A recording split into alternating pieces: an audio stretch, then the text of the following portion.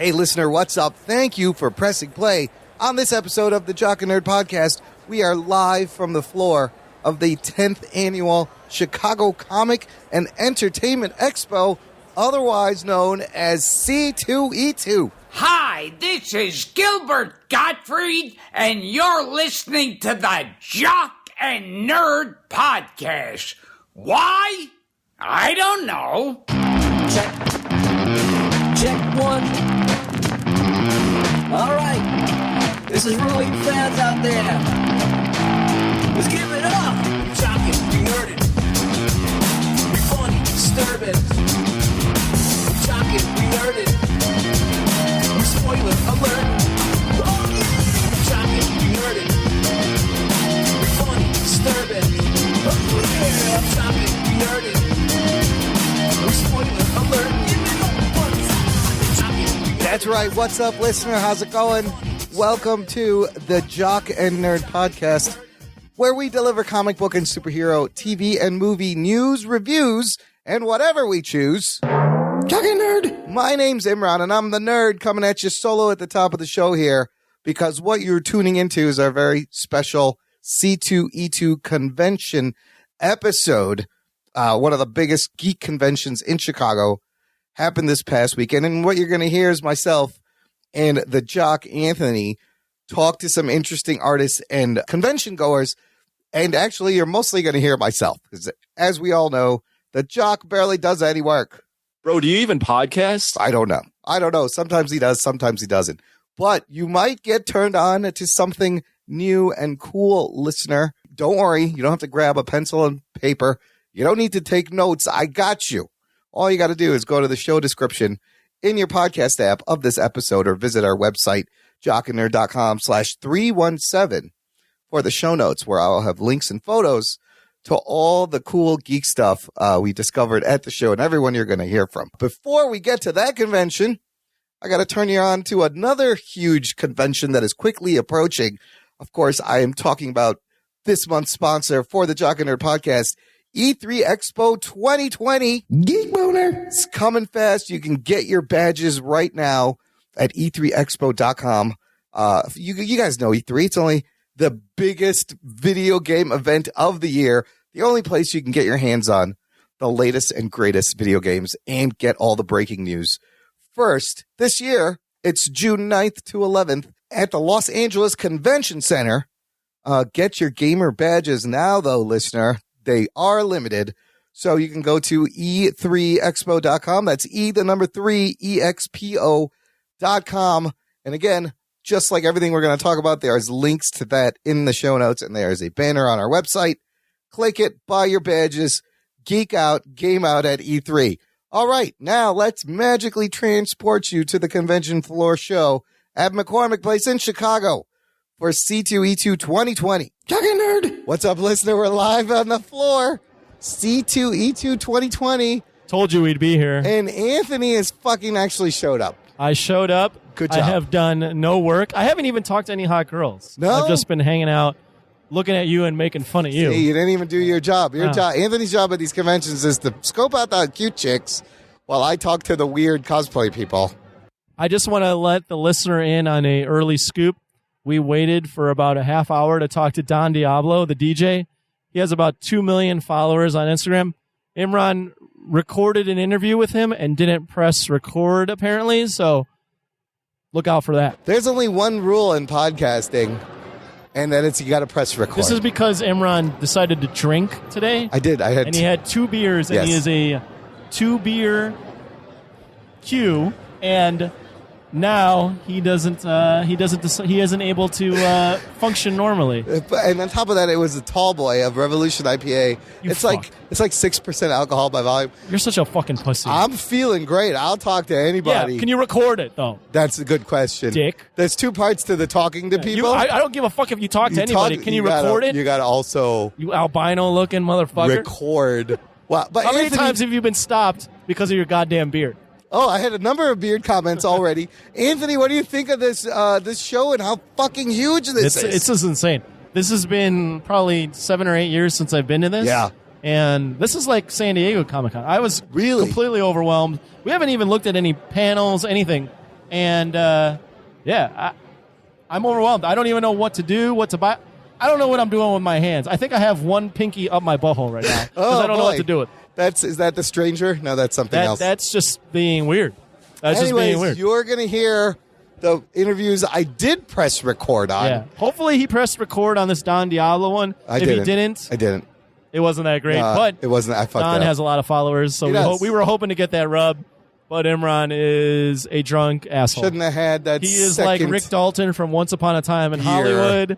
Yo, I'm fucking Rick Dalton. You're Rick Dalton. You're a fucking drunk. You couldn't have one beer. You had to have 8. I am a lot like Rick Dalton in that I don't trust my own skills and I constantly yell at myself in my room. Yeah. That was dumb. Stupid. You're so dumb. Yeah. You can't act. You're dumb. I love that movie. You are dumb. Look, you're going to hear interviews with vendors, with people we know, artists, and a lot of other people here at C2E2, and we will catch you at the end of this. All right. Talking nerd. I'm here live on the floor, listener, at C2E2, Chicago Entertainment and Comic Expo, the biggest of the year in the city. I'm here with the super talented Dope Pope. What's up, Dope? What's up, man? It's nice to see you outside of G-Fest. It is, isn't it? This is the first time you've done C2E2? It is. It is absolutely my first time in like the heart of the city.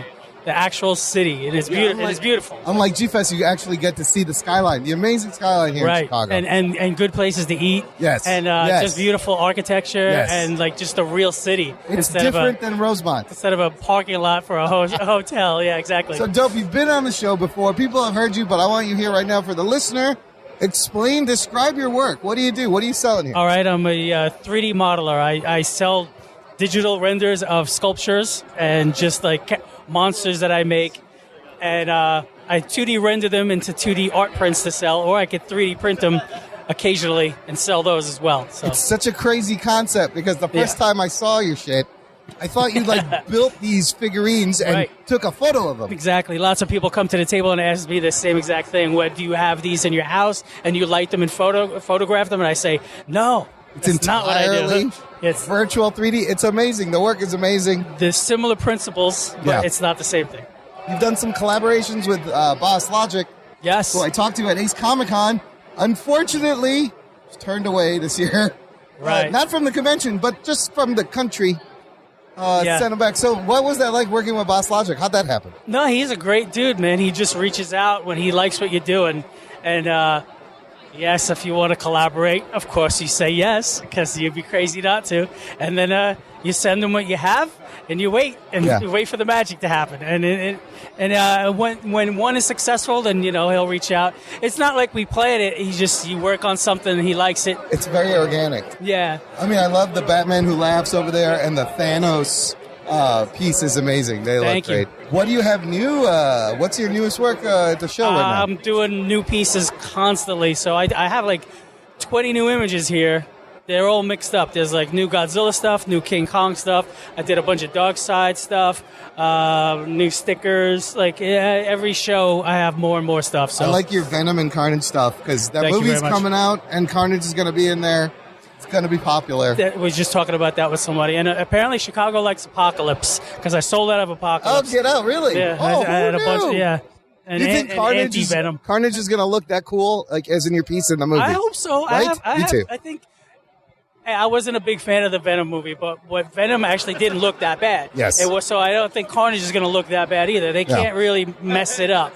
And it'd be exciting to see Venom fight Carnage. Even if the movie sucks, it's going to still have some wow moments. So you got Andy Serkis directing. You got a new director. I think this is going to be a better movie than the last one, but still, you don't know. It feels weird without Spider-Man. It does. It just doesn't feel like you're watching a Venom movie without Spider-Man. They pulled it off, and they're doing it a Morbius without Spider-Man. I don't know how you're doing this, but they're doing it. Yeah, right. But Tom Holland may be in there. Something may happen. Yes. Even if it's 2 minutes, maybe he just feels better that he's there. Yes. How's C2E2 been for you so far? Excellent. I love this show. I want to make sure that it's something I can do every year. This is your first time here. It's my first time here, and it's not exactly an easy thing for me to do from Brooklyn. You know, it's cold. Yeah, I'm far away from the place, so I'm lugging around 6 bags by myself. It's expensive, so I got to see if it works out.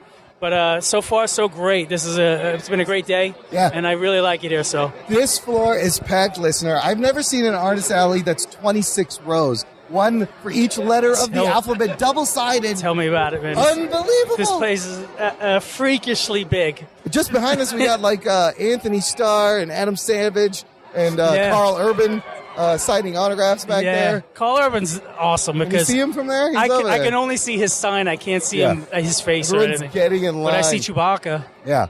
So C2E2, this is the first time we've been here in a while. Amazing turnout. How long has this show been running? I think about 10 years. 10 years? I thought it was newer. It's been about 10 years. I don't remember even hearing about it until a couple of years ago. Yeah. So It's grown and it's gotten bigger. And yeah, it's very professional. It looks like New York Comic Con, only 10 times bigger. But it's like professionally done. It looks great. And they got a lot of great stuff. So. I'm glad you're getting some foot traffic. You deserve it. Your work is amazing. Thank you very much. Hope you sell it all. Where can the listener find your stuff? Oh, I'm all over the place. ArtStation, Instagram, Twitter. Just look for Dope Pope. You can't miss me. Check it out, listener. Dope Pope. You won't regret it, especially if you're into Godzilla and Kaiju. He does great work. Thank you so much, Dope. Thank you. Best of luck. Thanks. Is this still recording? Yes. You only cost this guy about $1,000 in sales by interviewing him. Great job, Imran. Those people who walk by weren't going to buy anything. Trust me, I know what buyers look like. Oh, they're going to buy now. Fucking Anthony. Fucking nerd. I am live on the floor, C2E2, with Sanford Green, co-creator and artist of Bitterroot, which Sanford is a book I've seen on the best comics of 2019. Right. Multiple lists. Yeah. It's amazing. Thanks for talking We to make us. lists. Yeah, You know, you got to make the top 10 list to be somebody. It's better to being on the hit list. So, Yes, you want to be on the top 10 list. That's right. For our listeners, can you describe what Bitterroot is and what you do? So Bitterroot is about a family of monster hunters set during the Harlem Renaissance. Oh, wow. They use steampunk technology and energy and also alchemy. Oh. Right? And they use this and they create this serum potion to basically help cure this infestation of monsters. So it's kind of like a zombie-ish apocalypse, but they turn more into these crazy monsters. But you as a reader will find out why this infestation has occurred and how this family how they deal with it. And also just kind of what happens to the family when they deal with this infestation. That's fascinating. Yes. What kind of monsters are we talking about? What are we talking about? Kirby monsters, I guess. Yeah, All kinds of crazy creatures, fantastical stuff. I love the mix of like gritty Harlem Renaissance and fantasy and monsters and a little bit of magic. Right. Yep. Yeah, it's kind of like, BPRD during the Harlem Renaissance, if you will. Hellboy during the Harlem Renaissance. That's right. That's amazing. So you were telling me before you got a little option-y deal? What's going on? A little option, maybe even a little more than that right now. We actually got an actual film being produced. That's amazing. It's getting close to that. Yeah. Screenplay is being done right now Excellent. as we speak.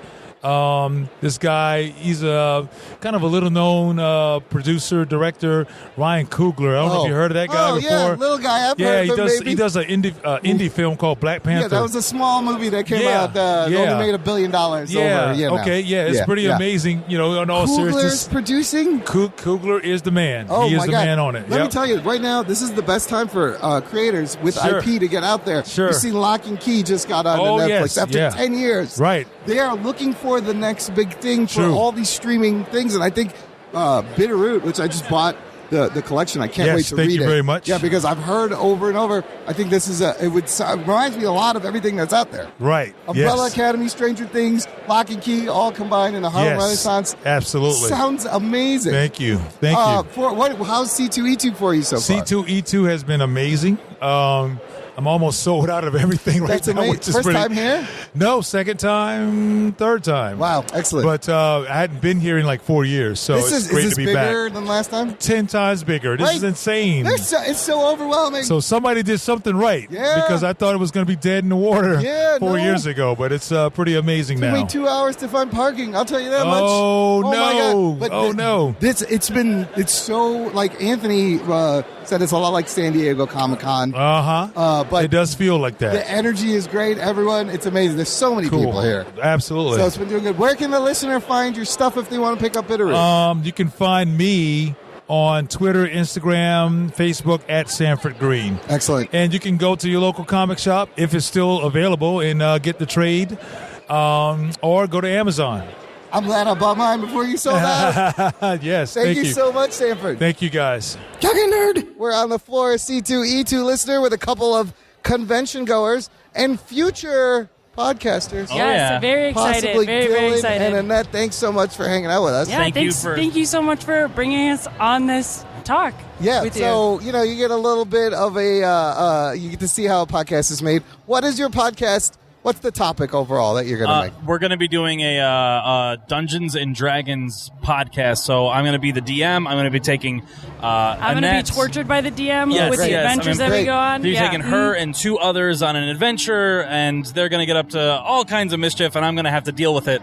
Is pretty much what every kind of D&D game boils down to. But Definitely. we're going to be making it episodic, and you'll be able to listen every week a continuation of the same adventure. So we're excited to get that rolling. We're kind of in the test recording phase, and no pun intended. Get it rolling. How many rolls? Yes, you gotta get it take? rolling. There you go. Maybe a future name. We don't know. I'm so glad you guys are the D&D experts. It's there's tons of shows out there, and there's always room for more. But what I wanted to talk to you is Critical Role is here, and they're huge. And I don't understand how a YouTube channel that has 4-hour live streams, people love this shit. Yeah, you would think that quick and easy, nothing too crazy. Yeah. 4 hours a week, every week. They're amazing. It's it really goes against everything that's cookie cutter, where they're you got to have a 30-minute episode with enough room for 5 minutes of commercials, and it's got to be this condensed story that doesn't them. It's there could be 4 hours of no combat, no action. It's just them talking to each other, figuring out how to solve a puzzle. Yeah. And you're absolutely just glued. Wow. What is it I makes think it special? part of it is that they're great friends outside of this. So they started this at home from the very beginning. They were I don't know how many episodes in, but they did it at home, and then they turned it to streaming. And it's just, you see their energy, you see their interactions, you see that as genuine. Yeah. And then second of all, it's just great because it's they're going through this shit, and they're having to maneuver, and you see them struggle, and you're enjoying it with them. And it's one of those things where it's especially if you kind of know the game, you're I know they might be able to do this, but I got to. What's the DM going to do? You're panicking along with them because you know what they're going through. You've been in that position. Oh yeah, and rolling. You're well, the fate is in this dice. Is there you go. Whatever this is, what number this is going to be is going to determine if I fail or if I succeed or whatever. So it's similar to I used to do CrossFit many years ago. So you watch the CrossFit games, and I don't like watching football. You're I've done that. Oh, yes. I know. You connect. I know what a burpee feels I know what a box jump and is. they just did a million of them, so kudos to that person. So the audience is right there with the competitors. Yes. I feel like this is kind of a similar, but for just Dungeons and Dragons geeks and nerds. But it's also a space that's safe, so people can escape the troubles of their their world and the stressors, and they're you know what? I'm just going to listen to this fantasy, beautiful game with these people that love each other, and just embrace in the background or embrace it and watch every second of it. It's just. I imagine great. acting skills, improv skills. They're all professionals. They're all professionals. So that's the thing, is that you're seeing things that you do at home on almost another level. You're seeing another level of storytelling. Yeah. And as a DM, it makes me sit there and go, what can I take from this to make them feel that they're in this world? The biggest thing I take from is exposition, setting up things, telling them what the place smells like, what the place kind of looks like, so little that they details. can, they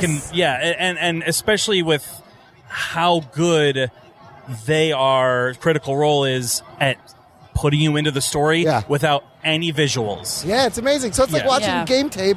Yep. You're picking up tips. You are making your own game better. Yeah. And he's done improv. I have not. Yes. And he's great at it. Yeah. Oh, my God, he's amazing. And I just learned from him. I'm okay, I got a yes and? That's the thing? Yes okay. and. That's all you gotta know. Okay. Whatever it is, you go yes, and you go with it. Doesn't matter how crazy or outlandish. Yeah, we do that on the show all the time. Most of being a DM is I always say you can paint a beautiful picture, and then they just turn left, and then you're okay, well, now I got to paint this picture with them as they're going through. Even though I did all this prep work, I have to now completely improvise the fact that they decided to kill the politician, and he was supposed to be a good guy. Oh no, what am I doing? It's Jim McPike is agreeing. You know what's weird is I made it throughout my whole high school career. I never played Dungeons and Dragons. Here's the sad truth. I had bought the Marvel Advanced Heroes role-playing game. Oh. I did not have enough friends to play with.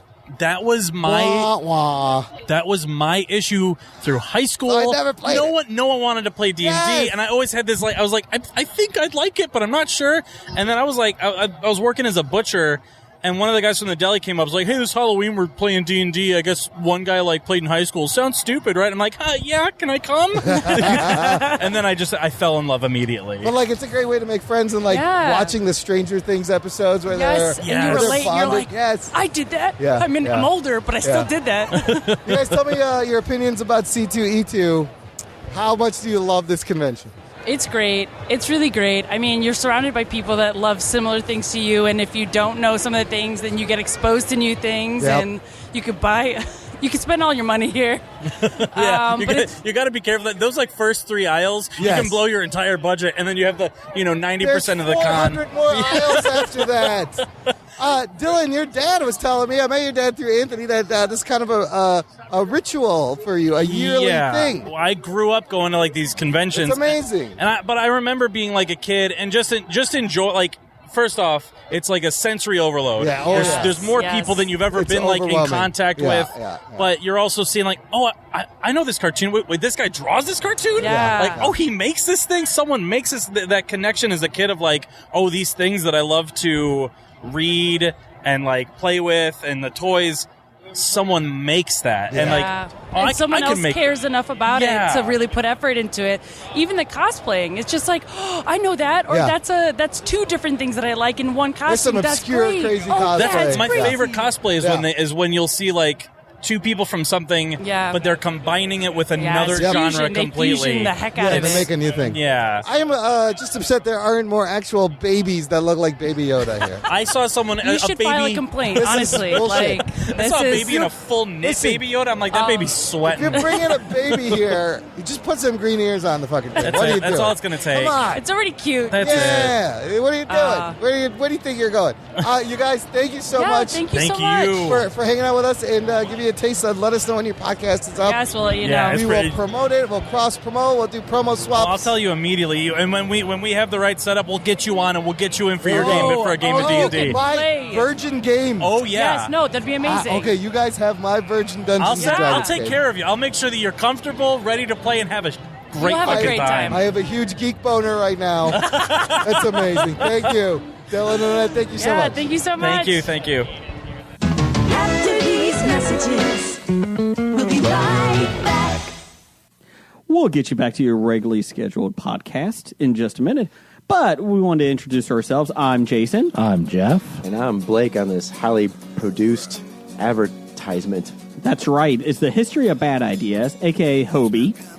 You can find us on Twitter at Bad Ideas Podcast and on Facebook at the History of Bad Ideas. But if you like a podcast roundtable with 3 to 5 guests, usually every week, depending on sick leave, talking about all things geek, including movies, TV.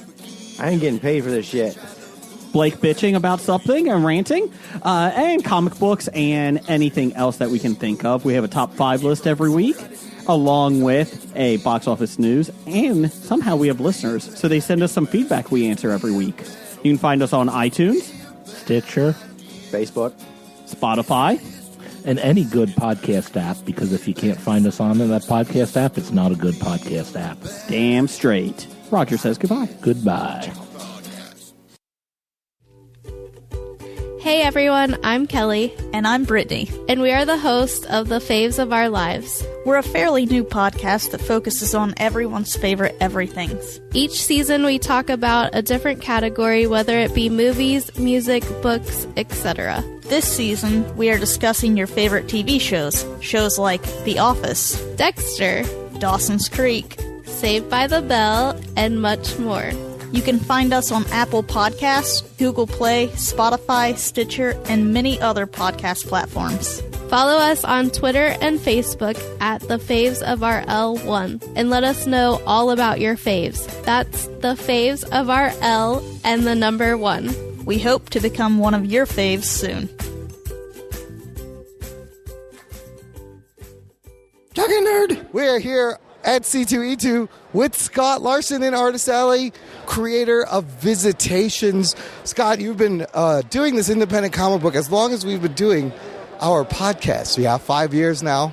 I think you were on episode 72 when I was on. You were in year so one. I think you're a little bit longer than I've been around. But yes, pretty close. You were the first podcast I ever did. Excellent. So for the new listener that maybe doesn't know about Visitations, can you explain what your comic book is about? Yes, Visitations is the history of Chicago as seen through the eyes of the residents of the city's oldest cemetery.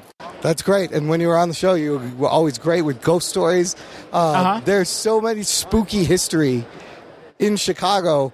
How has the research been to find all this out? Well, the thing that's happened hasn't been me going and researching ghost stories. I've been researching real history. The ghost stories have found me. Oh, wow. And so one of the things that's happened is I've become friends with a number of different ghost hunters in the city. That's amazing. And I've picked up a lot of different things. I was on your show around Halloween in 2016. Yep. And we talked about Resurrection Mary. Yep.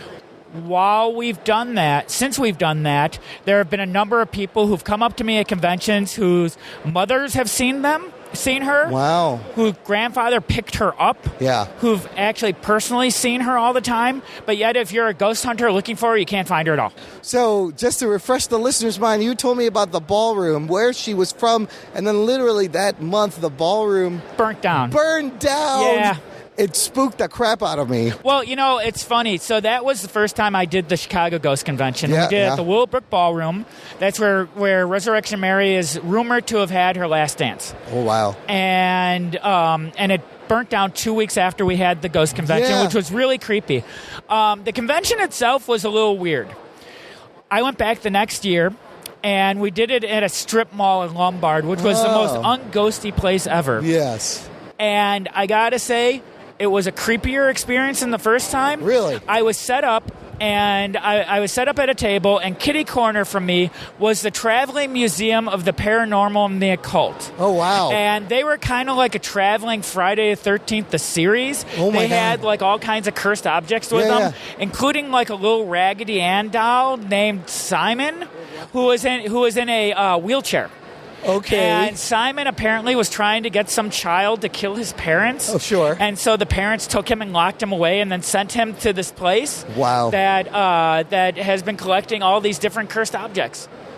And they also had a black mirror that you would look into, and then your image would do different things than you were actually doing. Wow. So your image would like wink at you, and it was very unsettling.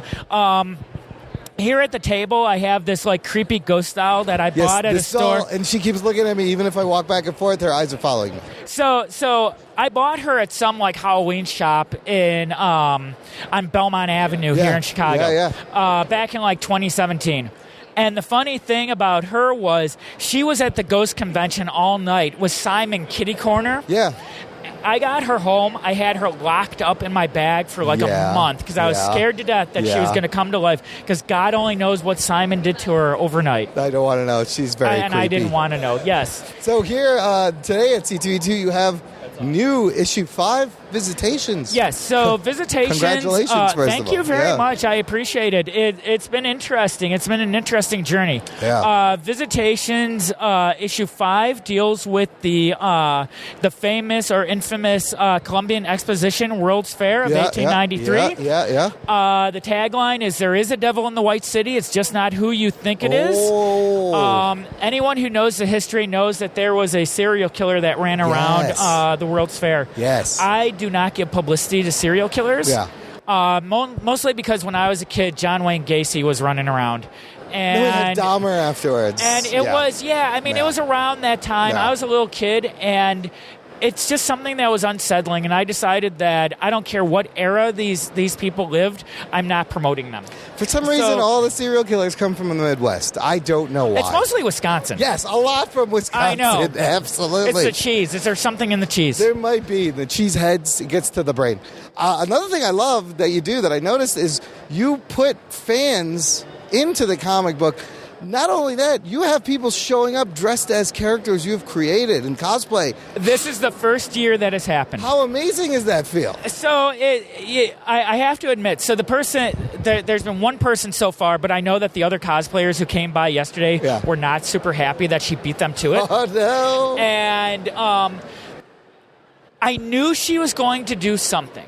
I knew it was coming, but I actually didn't think that she was going to be the first one to make it. Yeah. So when she showed up yesterday, I kind of didn't have a reaction because I didn't know how to react. It wasn't like, oh my God, that's great.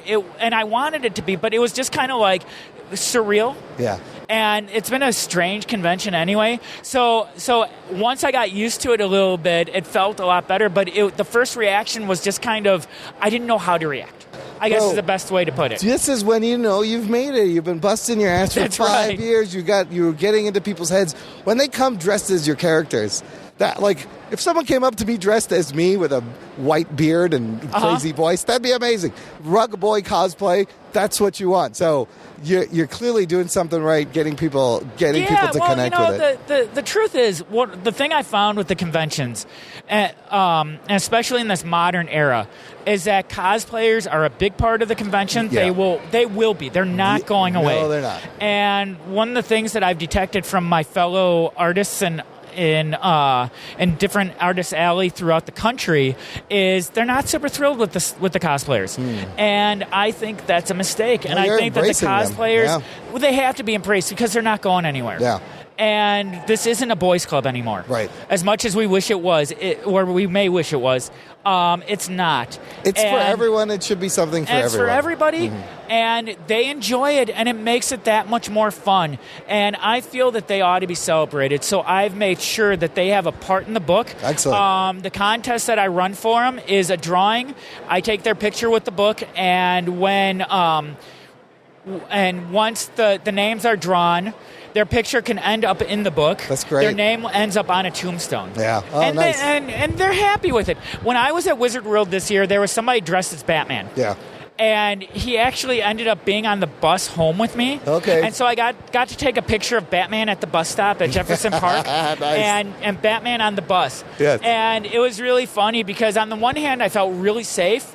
But then on the other hand, it's like, when is the Joker going to attack? Because it's coming. Yeah. But it was really neat, and he had a good time, and he stopped by yesterday. He was dressed like the Mandalorian, and he didn't let me know who he was. Yeah. So he let me go through my whole spiel with like the picture taken and everything. It's like, Sean, why'd you do that? I saw some really good Mandos walking around.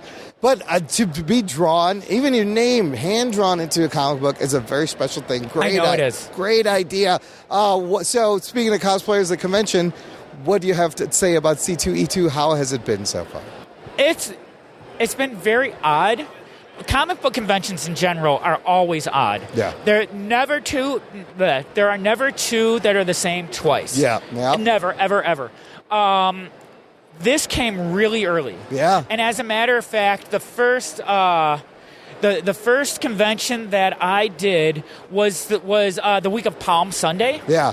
That was actually, and then this one is like the week of Ash Wednesday. Yeah. So we're a good 6 weeks earlier than we would normally. And it's a leap year, too. So today doesn't exist next year. Yes, it is early. Usually it's in April, and it's very early, but I think the turnout's been amazing. It's been nice and crowded, and everyone's having a good time. Where can the listener find your stuff if they want to know more? You can email me at visitationscomicbook@gmail.com. And that is probably the best way to find my stuff. I have a number of different websites. I have a blog, which is visitationscomicblog.com, and I have a website, which is visitationscomicbook.com. Okay. I am not on Twitter. I think Twitter's evil. You're on the Facebooks. I am on Facebook at Scott Larson Illustration. Excellent. And before we go, though, the cosplayer who cosplayed as my character just walked up, and I was wondering if you would like to interview her real quickly. Yes, real quick. Come on over, Maddie. I was just telling Scott how amazing is it to have someone come dressed up as a character you created and bring it to life. What is it about this character and about Visitations that you like? First of all, what's your name? Oh, Madison. Madison. You're from where? Chicago. Okay. Over in Plainfield, Joliet area. Okay. So what is it about Visitations that you connected with? Well, I quite like paranormal and spooky things. Yes. So, I think I basically was walking by and I just heard ghost stories or something. Yeah. And I'm just like, yes, I'm interested. Please continue. That's great. What? And how's the convention been? How's C2E2 for you? Quite good.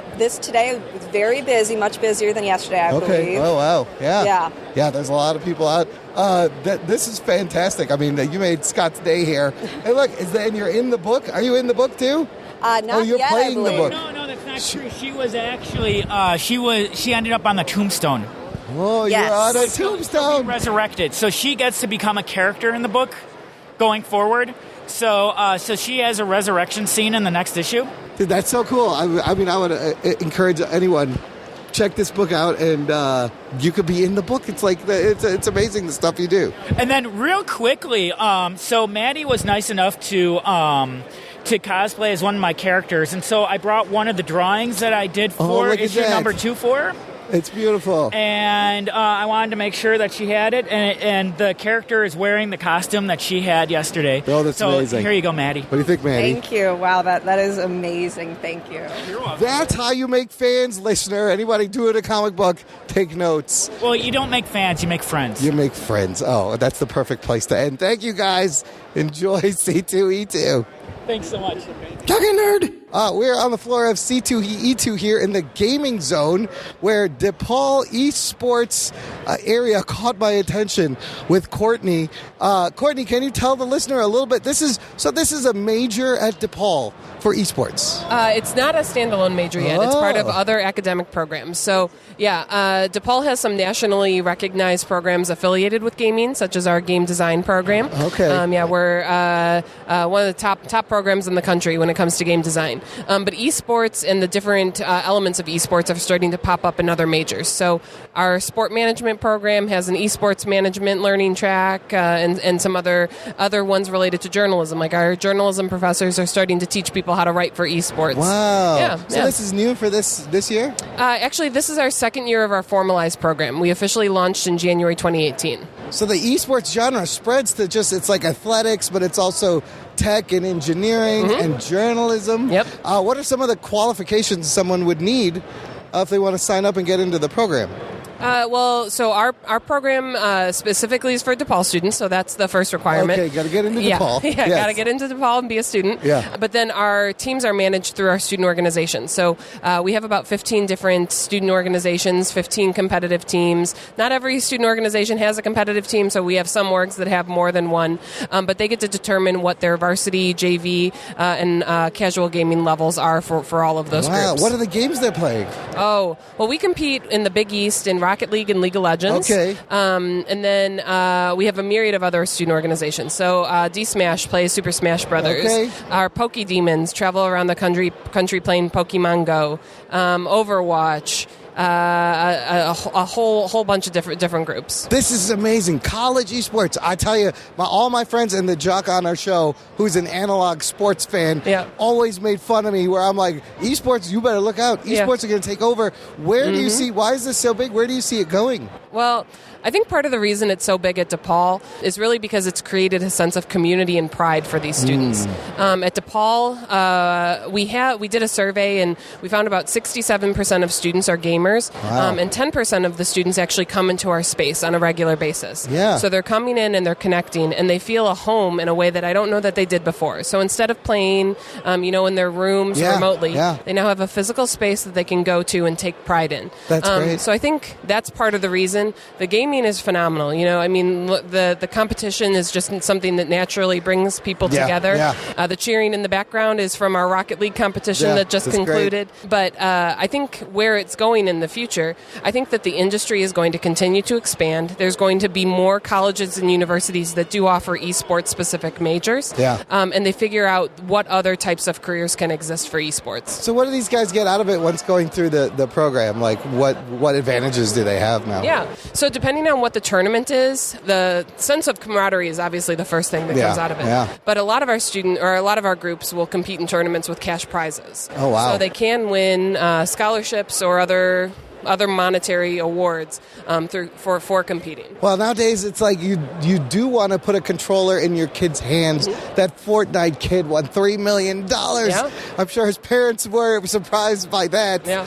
But I think this is great. How has C2E2 been for you guys? C2E2 is great. This is our second year of being a vendor Nice. here, and we really enjoy it. We love connecting just with gamers in general, but also it's really unique. Being a university, we have a lot of people who come up who are alums that say, when was this established? It wasn't around when I was there. Yeah. And they get really excited. And because of who DePaul is and our presence in the city of Chicago, we interact with a lot of alumni at C2E2. But it's been phenomenal. Where else are you going to see, the characters of Fortnite sitting and actually playing games in a physical space? So it's been a really great experience for us. I love it. I think the team aspect of what you're saying is a lot of these people who play this, they don't realize what it's like to be in a team and what teamwork is like and how you're supporting each other. And it's so fulfilling. Oh, yeah. I'm not a sportsy guy, but I can tell you also, like, when you win as a team, it's a big difference than just winning in your room. Absolutely. It brings competition and celebration bring people together, and those are two of, I think, the core elements of esports that oftentimes get overlooked. But there's a definite benefit to it, and I think particularly given the state of our world, we could use more things to celebrate, and Absolutely. esports can be that thing for a lot of people. Oh, it's going to get bigger. They're selling out arenas, and I think it will continue. Can you tell the listener where they can get more information if they want to find out more? Yeah, so our esports website at DePaul's esports.depal.edu. We also have a very active Discord channel that people are free to look at too, and all of our social media is just at DePaul Esports. And what about you? Are you a gamer? Do you have a favorite game? I am not. I'm getting more and more into it. I like watching Rocket League, particularly since we've got some teams in there. Yeah. I'm still trying to figure out how to play League of Legends, but I have yet to pick up a controller and become a pro. You gotta dive in. You got experts here. Yeah. Soccer with cars. How much more fun can that be? Right. Yep. Thank you so much, Courtney, for talking to us. Yeah. Talking nerd. All right. Well, that's it for here from C2E2. Thanks to them for giving us press credentials. Yeah, absolutely. C2E2, thank you for the press credentials. We were not expecting this. We don't know what we've done to deserve this, but we bow down in your honor, and we hope you do this again for us. And we hope next year you do this again, and Imran is able to get more. We were able to set up more interviews. Imran is able to press record on more of them. While I'm drunk. While you're drunk. And, we'll do anything for another pass. I'll tell you, appreciate it. I had a good time walking around slightly buzzed. It's fun. C2E2, I have to give you props. The beer is a nice touch. It definitely the beer is a nice touch. There, all of them. Maybe not for Imran. Next year, Imran, you are not allowed to drink. Also, thank you to Jim McPike for being our Jimmy intern. McPike, our intern. I hate that you call him the intern. Why? What is he? He's just a guy. He's our friend. He's a partner of the show. You call him the intern. You've introduced him to every fucking guy as the intern, as if he is this little schmuck from college. He's graduate. He served in the fucking military. I know, he's protected us, yeah. and you're calling him a goddamn intern. That's a good point. Yeah. Jim, I don't mean to demean and belittle you. Yeah. Thank you for all you do. Want to say some words? For the record, I was the one that came up with the whole intern thing. Oh. And it is funny as fuck that you yelled at him for like 5 minutes because of that. That's the whole show. That's the beauty of stand it. corrected. I'm still a little bit offended that you would let him call you an intern. So there you go. It makes us seem more important, Jim. It does. It gives the appearance of like a bigger. And now This is true. it's E3, official partner of E3. So that's right. We'll see. And then. Jim, why didn't you yell at me when I was talking to Don Diablo to make sure I was recording? I blame it entirely on you. I think that's pretty self-explanatory. I didn't think I needed to, but now I know for the future going forward. Anyways, that's what we pay interns for. I paid him in beer. We'll send you your check in the mail, you fuck. Thanks, C2E2. Hopefully we can do this again next year. Absolutely. We out from the floor. Bye. Talking nerd. Once again, a huge thank you to C2E2 for the press badges. Man, we had a lot of fun. What an amazingly huge show. Also, thanks to our little intern, Jim McPike. And thanks to everybody we talked to that hopefully turns you on to someone new. Like Dope Pope, Sanford Green of Bitterroot, from Image Comics, Dylan and Annette, Scott Larson of Visitations Comics, and Courtney James from DePaul.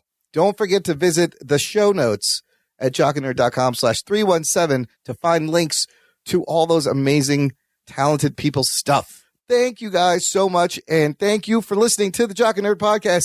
As we close, I've got more bonus audio for you coming right now from the cutting room floor, so stay tuned for that. And at the very end, there's a little more bonus. All right? We good? We'll check you next time. All right, Dope Hope, to get levels, let me have you say your name and who's your favorite superhero and why? I don't even know. This is Dope Hope. My favorite superhero is either Colossus or Black Bolt. And Right. why? Just because they're cool looking. Black Bolt don't say shit.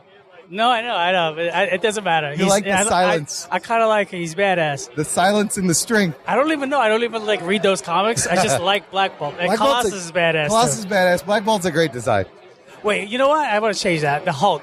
When I was a kid, the Hulk was my man. There you go. That's what I'm the Hulk. getting at. I definitely love the Hulk. Just like I love Spider-Man when I was a kid, the Hulk. Okay. But there's a pattern there. All three of them are like tough guys. Yeah. So My name is Sanford Green. My favorite superhero is Luke Cage. Why? Because when I was a kid, I saw him on a cover with Captain America, the Hulk, Spider-Man, and I was like, wow, he looks just like me, but yet he's hanging with these guys. So Yeah. I want to know more about him. Did you like the Netflix show? Love the Netflix show. I It loved it too. had something to do with that. Yeah. Oh, a little it's very bit. good. Okay. Sure. I am Dylan Guzman, and actually my favorite superhero might be from an anime now, which is like almost blasphemy, but it's All Might. That counts. Because he is just this beautiful, like, symbol of peace, and he's over the top, and I love it. Oh, I love it. Yeah, All right. yeah. You, Annette, state your name and superhero, favorite comic book character, whatever. My favorite, I'm going to say character that is a badass is San from one of the Miyazaki movies, Princess Mononoke. Whoa. She's kick-ass, raised by wolves, fucks everyone over. She's great. I love her.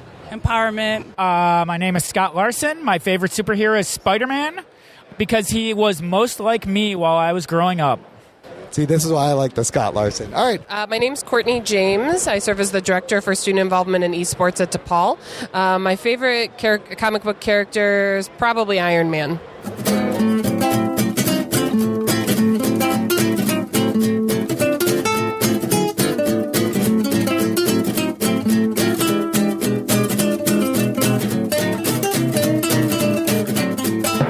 Talking nerd. Imran has a small penis. Testing. That's testing. factually inaccurate. Yeah, testing. Listen, Anthony, we're waiting to talk to, what's his name? Don Diablo. What do Yeah, you know yeah. about Diablo? What's his famous song? Tonight, Chemicals. Love all of them. The great songs. Those are They're all classic- good songs. classics. Yeah, great songs. Classics. Great fucking songs. Up there with anything Avicii's ever put out. It also says Steve Aoki presents on the banner. Not going to be here. He's not here. He's not here. No, he's not here. No, he's But not Don here. Diablo- Don Diablo's here. Don Diablo's and we're here. going to talk to him. Yes. Yeah. All right. I'm going to talk to him. You're going to talk what to him. What should I ask him? Hello. You should ask him what he ate for lunch. Okay. And breakfast. Lunch is better. Yeah. I'm going to ask him what his favorite superhero is. Absolutely. And then, why are you making a comic book? Stick to music. Yeah, stick to music. Should I not say that? Tell him EDM is not real music. Stay in your lane. Stay in Jim your lane. McPike Yes, says. yes. Listen, I liked it when people played instruments. Yeah. Instead of just There's no pressing instruments in this. It's not real music. buttons. Should I ask him how many? Should I ask him how many instruments do you play on a record? And he'll go. He won't be able to answer Is that a bad question? Just put him on the spot. Oh shit! We're gonna get kicked out of here. Okay, live from C2E2.